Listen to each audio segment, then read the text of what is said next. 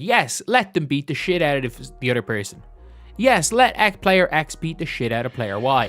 The WNBA just got caught running the most dangerous, secretly coordinated officiating ring in professional sports history. And the brand new collective bargaining agreement just completely blew the lid off their entire operation. For an entire season, fans have watched in absolute disgust as generational superstars were maliciously targeted, shoved to the hardwood, and practically mauled on national television while the referees shockingly swallowed their whistles. Everyone immediately blamed the refs for being totally incompetent or blinded by jealousy. But the terrifying truth is actually much darker.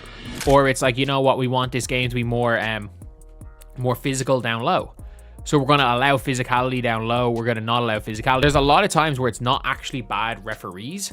It's bad direction that the league wants to go in. The league office has actually been secretly instructing its officials to allow this brutal, violent level of play because executives falsely believed that extreme, unregulated physicality was a massive viral selling point for television ratings. But thanks to a brilliantly hidden clause in the new CBA, the players have finally stripped all the power away from the corrupt executives, and the shady underworld of WNBA officiating is about to be violently dragged into the light. The new CBA will permanently, positively change the WNBA's landscape here. The 10 biggest wins, gains, areas of compromise. But it does include the union will be given access to any informational, educational, and points of emphasis videos regarding officiating. This is huge. This is huge, lads.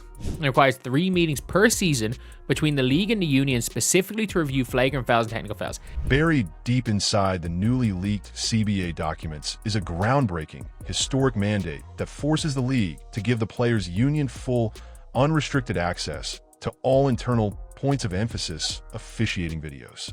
This single rule change completely shatters the league's ability to manipulate games behind closed doors. Historically, the WNBA front office could easily release private, highly confidential memos to the referees, explicitly instructing them to ignore full court hand checks, swallow their whistles on flagrant fouls, or let veteran enforcers throw blatant elbows in the paint to artificially force a gritty, old-school basketball narrative. The referees weren't necessarily blind or aggressively biased. They were just strictly following terrifying orders from the very top of the food chain to let the players absolutely beat each other up. People are getting their heads taken off. Coaches will stand up and complain, or a bench will get up and complain. Whereas in the WNBA, they're allowing people to get mauled because they believe that the physicality is a selling point. And then the ref will call the foul, will then tee up the bench and then go, yeah, it actually was a foul. Now, for the first time in history, the players' union will finally get to see every single secret instruction the league is feeding the officials, completely destroying the front office's ability to run a violent, hidden agenda.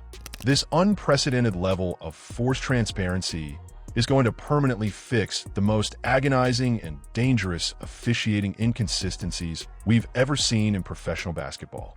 Just look back at the absolute circus surrounding the incoming rookie class. Millions of new fans were screaming that there was a coordinated conspiracy against young phenoms like Caitlin Clark and Angel Reese, as they regularly absorbed brutal blindside hits without a single foul being called. One night a player would get slapped with an instant technical foul for barely reacting to a terrible call, and the very next night, someone could literally scream at a referee across the court without getting penalized at all. By forcing the WNBA to hold mandatory union meetings to extensively review exactly how flagrant and technical fouls are being assessed, that embarrassing, manufactured level of inconsistency is officially dead. Takes a player out of the air, that's a common foul. The players now have access to this.